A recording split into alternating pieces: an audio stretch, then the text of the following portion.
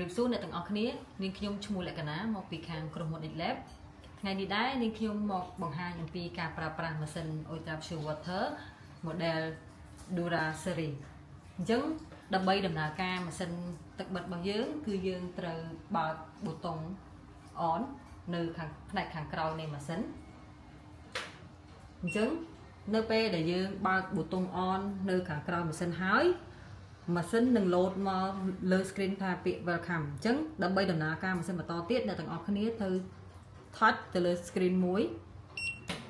បន្ទាប់ពីអ្នកទាំងអស់គ្នាចុចទៅលើ screen មួយហើយអ្នកទាំងអស់គ្នាត្រូវរងចាំរយៈពេល1ទៅ2នាទីដើម្បីឲ្យម៉ាស៊ីនយើងដំណើរការ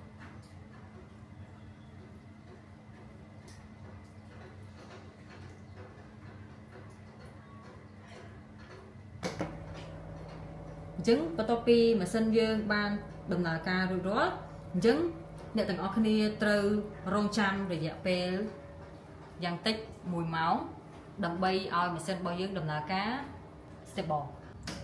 បន្ទាប់ពីការរងចាំរយៈពេល1ម៉ោងរួចមកអ្នកទាំងអស់គ្នាត្រូវតែបង្ហូរទឹកចេញពី Ultra Pure Water របស់យើងចំនួន1លីត្រ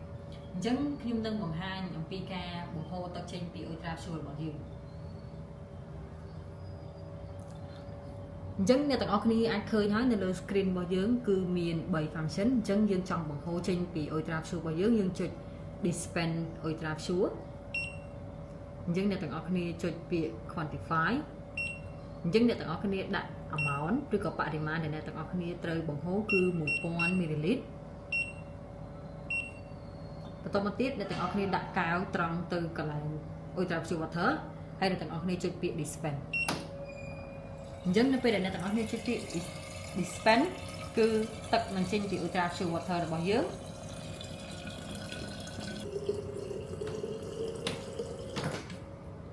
អញ្ចឹងយើងទទួលបានទឹករបស់យើងចំនួន1លីត្របន្ទាប់ពីយើងធ្វើការបង្ហូរទឹកចំនួន1លីត្ររួចរាល់អញ្ចឹងសម្រាប់ម៉ាស៊ីនរបស់យើងគឺអាចផលិតទឹកបានចំនួន2ប្រភេទដែលប្រភេទទី1គឺជាប្រភេទ DI ឬក៏ DNI water មួយទៀតគឺយើងហៅថា Ultra Pure Water អញ្ចឹងសម្រាប់ DNI water គឺទយោដែលបង្ហូរទឹកចេញគឺនៅផ្នែកខាងស្ដាំនៃម៉ាស៊ីនរីឯ Ultra Pure Water របស់យើងគឺនៅផ្នែកខាងឆ្វេងនៃម៉ាស៊ីនអញ្ចឹងខ្ញុំនឹងឧទាហរណ៍ឲ្យអ្នកទាំងអស់គ្នាមើលរបៀបនៃការយកទឹកចេញពី DNI water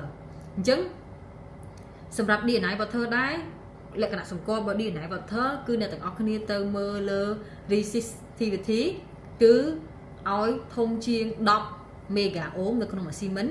រីឯ Ultra Pure Water គឺត្រូវធំជាងឬស្មើ 18.2 mega ohm នៅក្នុងម៉ាស៊ីនមិនអញ្ចឹងខ្ញុំនឹងអនុវត្តឲ្យទាំងអស់គ្នាមើលរបៀបនៃការបង្ហូរទឹកចេញពី DNI water អញ្ចឹងសម្រាប់ DNI water អ្នកទាំងអស់គ្នាចុចពាក្យទៅលើ dispense pure water នេះអញ្ចឹងនៅពេលដែលអ្នកគ្នាចុចទៅវានឹងមាន2ជម្រើសឲ្យអ្នកទាំងអស់គ្នាទី1យើងហៅថា instant ដែល instant ហ្នឹងគឺជាការបង្ហូរយកបរិមាណទឹកដោយមិនចាំបាច់កំណត់ទី2គឺយើងហៅថា quantify គឺជាការកំណត់លោកបរិមាណទឹកដែលអ្នកទាំងអស់គ្នាត្រូវការអញ្ចឹងខ្ញុំនឹងបង្ហូរអ្នកទាំងអស់គ្នាមើលតាក់ទងជាមួយនឹង instant អញ្ចឹងខ្ញុំនឹងចុចពាក្យថា instant អញ្ចឹងមុនអ្នកទាំងអស់គ្នាចុចដាក់ពាក្យ instant អ្នកទាំងអស់គ្នាត្រូវទៅយកកែវមកត្រង់ទៅលើនៅក្នុងទុយោ distill water របស់យើងសិនអញ្ចឹងខ្ញុំចុចពាក្យ instant អញ្ចឹងទឹកនឹងហូរចូលកែវរបស់យើងអញ្ចឹងខ្ញុំគិតថាទឹកប៉ុណ្ណេះវាសមល្មមនៃការប្រើប្រាស់របស់ខ្ញុំហើយអញ្ចឹងខ្ញុំត្រូវទៅចុច stop អញ្ចឹងនេះគឺជា function instant រីឯ function quantify វិញខ្ញុំចុច quantify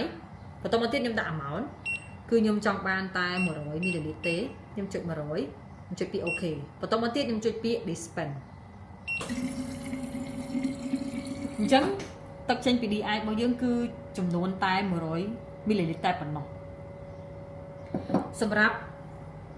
Ultra Pure Water របស់យើងគឺក៏យើងមាន2ជម្រើសដូចគ្នាអញ្ចឹងវិធីសាស្ត្រនៃការយកទឹកយកមកប្រើប្រាស់គឺយើងចុចដូចគ្នាជាមួយនឹង